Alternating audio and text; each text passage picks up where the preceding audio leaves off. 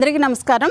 ఈరోజు ఈ వీడియో ద్వారా సల్ఫర్ డయాక్సైడ్ SO2 తయారీ విధానం చూద్దాం. అదేవిధంగా ఘన ద్రవ వాయు పదార్థాలు ప్రతి వీడియోలోనూ ఎక్కువగా మనం ఘన పదార్థాలు, ద్రవ పదార్థాలు, వాయు పదార్థాలు, సాలిడ్స్, లిక్విడ్స్, గ్యాసెస్, పరమాణువులు ఈ మూడు రూపాల్లో ఉంటాయి. ఆటమ్స్ అనేవి ఈ మూడు రూపాల్లో ఉంటాయని మనం ప్రతిసారి చెప్తూ ఉన్నాం. సో ఇప్పుడు ఆ ఘన ద్రవ వాయు పదార్థాలని ఒక చిన్న ఎగ్జాంపుల్తో మీకు చూపిస్తాను. అలాగే సల్ఫర్ డయాక్సైడ్ ప్రిపరేషన్ గురించి తెలుసుకుందాం. నా పేరు Manimadhavi. Welcome to my channel. Okay, hi పిల్లలు. ఈరోజు మనం సల్ఫర్ డయాక్సైడ్ తయారీ విధానం తెలుసుకుందాం. మనం ఆల్రెడీ సాలిడ్స్, లిక్విడ్స్, గ్యాసెస్, ఘన ద్రవ వాయు పదార్థాల గురించి మనం డిస్కస్ చేసాం. గుర్తుందా? అయితే ఆ సాలిడ్స్ అంటే అనేది కూడా ఘన పదార్థమే. గట్టిగా ఉండేవన్నీ కూడా గట్టిగా, ఇప్పుడు ఇది గట్టిగా ఉంది, అలాగే గ్లాస్ గట్టిగా ఉంది, ఇవన్నీ కూడా ఘన పదార్థాలు. ఇది గట్టిగా ఉంది, ఇవన్నీ ఘన పదార్థాలు. లిక్విడ్స్కి ఎగ్జాంపుల్ ఏంటి? ద్రవ పదార్థాలకి వాటర్, అవునా? సో వాటర్, ఇంకా మనకు తేనె, ఇట్లాంటి మజ్జిగ, ఇట్లాంటివన్నీ ఉంటాయి కదా, అవన్నీ కూడా కొబ్బరి నీళ్ళు, ఇవన్నీ కూడా లిక్విడ్స్. అలాగే గ్యాసెస్కి ఎగ్జాంపుల్ ఏంటి? ఎయిర్. Very good. సో ఈ చుట్టూ ఎయిర్ ఉంది కదా, సో ఎయిర్ ఉంది అనే దానికి మనం ప్రూఫ్ చెప్పచ్చా? ఎట్లా? నువ్వు ఒక ఫింగర్ని మీ ముక్కు దగ్గర పెట్టుకోండి, గాలి వస్తుంది, బయటికి లోపలికి వెళ్తుంది. సో దీన్ని బట్టి మనకి వాయువు అనేది మనం పీల్చుకుంటాము, వదులుతాము. సో వాయువు కూడా ఉంది. సో మన చుట్టూ ఏమేమి పదార్థాలు ఉన్నాయి? ఘన, ద్రవ, వాయు. సో మూడు రకాల పదార్థాలు ఉన్నాయి అన్నమాట. సో అయితే ఈ మూడు రకాల పదార్థాల్లో మనం ఫస్ట్ సాలిడ్స్, ఈ సాలిడ్స్ ఇక్కడ ఒక ఎగ్జాంపుల్గా నేను సల్ఫర్ తీసుకుంటున్నాను. ఈ సల్ఫర్ నుంచి ఈ సల్ఫర్ని వేడి చేయడం ద్వారా వాయు పదార్థంగా మార్చొచ్చు అనమాట. ఓకేనా? సో ఆ ప్రాసెస్లో మనం సల్ఫర్ డయాక్సైడ్ ప్రిపరేషన్ని చూద్దాం. సో ఏమేంటి preparation of sulphur dioxide, SO2 preparation చేద్దాం. దానికి ఏమేం కావాలి? వస్తువులు, ఒకటి సల్ఫర్ కావాలి, క్యాండిల్ కావాలి, అగ్గిపెట్టి, తర్వాత ఇది ఏమంటాము?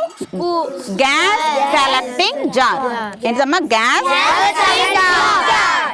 అలాగే డిఫ్లరేటింగ్ స్పూన్, వేడి చేయడానికి డిఫ్లరేటింగ్ స్పూన్ కూడా కావాలన్నమాట. సో ఇప్పుడు ఇంకా దీన్ని టెస్ట్ చేయాలి. సల్ఫర్ డయాక్సైడ్ స్వభావం కూడా మనం చూద్దాం. దానికోసం లిట్మస్ టెస్ట్ చేయాలన్నమాట. రెడ్ లిట్మస్, బ్లూ లిట్మస్, ఈ రెండు మనం తీసుకుందాం అనమాట. ఇవి కావాల్సినటువంటి పదార్థాలు. సో దీనికి ఇప్పుడు మనం అగ్గిపెట్టె వెలిగించమ్మా.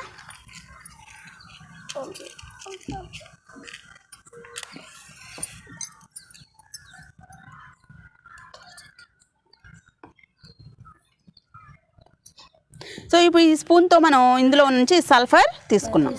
పట్టుకోండి.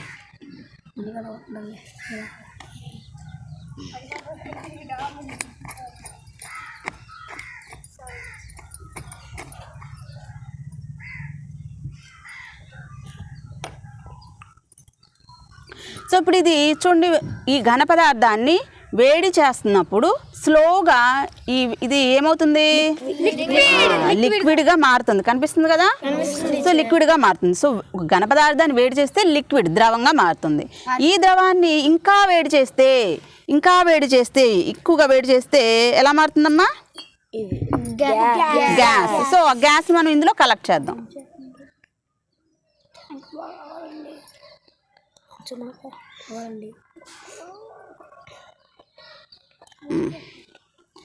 మీకేనా స్మెల్ వస్తుందా?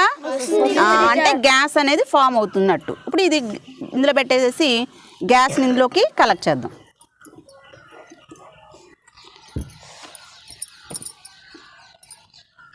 సో ఇక్కడ లోపల గ్యాస్ మీకు గమనిస్తున్నారా?